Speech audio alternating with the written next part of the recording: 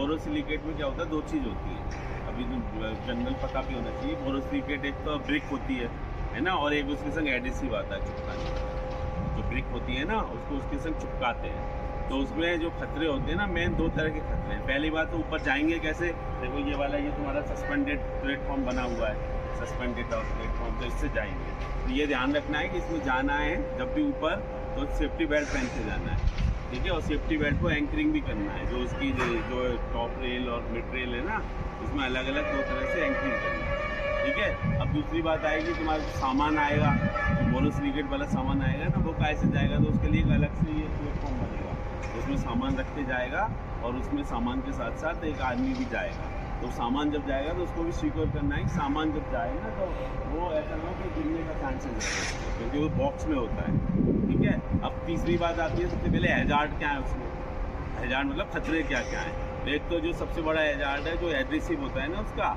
Adhesive जो है वो एडिसिव जो है वो फ्लेमेबल होता है, मतलब आग लगने का खतरा पूरा रहेगा उसमें, है ना। तो उससे थोड़ा बच के रहना है, मतलब बच के रहना है, मतलब आग के सारे इंतजाम करके रखने हैं, उसमें फायर एक्सटिंग्विशर रखना है, फायर बकेट रखना है, ठीक है। जो हो सकता है अगर कहीं ज़्यादा आग फैलती हो तुरंत जो है CISF को फायर टेंडर के लिए कॉल करना है। अब वो दूसरा उसमें क्या होता है, मेन जो हैजार्ड है वो एक्सपोजर का होता है, जो इसकी डस्ट होती है ना बोरोसिलिकेट की जो होती है, उसमें दो तरह के होते हैं। एक तो होती है डस्ट, उसकी डस्ट या वेपर, या फिर जो एडिसिव निकलेगा ना उसकी भी घुस जाती है अंदर, वेपर होती है ना, ठीक है। तो वो एक तो ये हो गया। दूसरा उसमें जो है खुजली का भी खतरा रहता है, जो बोरोसिलिकेट की होती है ना हीट ब्रेक, इससे खुजली भी होने लगती है। तो उसके लिए क्या करना है, खुजली होने बचने के लिए तो क्या करना है, प्रोटेक्टिव क्लॉथिंग पहननी है। प्रोटेक्टिव क्लॉथिंग मतलब जब जाएगा तो आदमी एप्रन वगैरह फुल बाजू के कपड़े पहन के जाएगा, एप्रन डांगरी है ना ये पहन के जाएगा, और हाथ में हमेशा ग्लव पहन के जाएगा, ठीक है, ताकि इस तरह का प्रॉब्लम ना हो।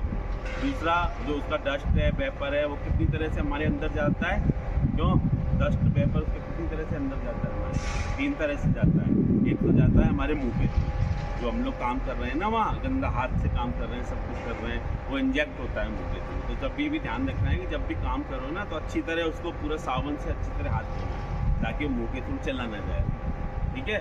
दूसरा काय के थ्रू जाता है, इंजेक्ट इनहेल करते हैं हम लोग नाक के थ्रू, तो उसके लिए ध्यान रखना है कि मास्क लगाना है, ठीक है, मास्क लगा के काम करना है। तीसरा होता है बॉडी एब्जॉर्प्शन, बॉडी के जो रोम छिद्र होते हैं ना उसके थ्रू अंदर चला जाता है। तो उसके लिए क्या करना है, उसके लिए पूरा प्रोटेक्टिव क्लॉथ पहनने, और दूसरा डेली जो है नहाना भी है, ताकि जो जमा हो रहा है ना, एक्यूमुलेट हो रहा है, वो निकल जाए, ठीक है।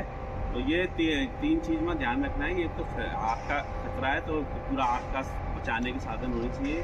दूसरा जो है तुम्हारा एक्सपोजर का खतरा है, तो एक्सपोजर के लिए प्रोटेक्टिव क्लॉथिंग पहनो, हाथ में ग्लव पहनो, ठीक है, मास्क पहनो, ठीक है, डांगरी पहन के जाओ, और बाकी जब ऊपर जाओगे तो सेफ्टी बेल्ट लगा के जाना है और एंकरिंग करके जाना है, ठीक है। चलो बहुत बहुत धन्यवाद।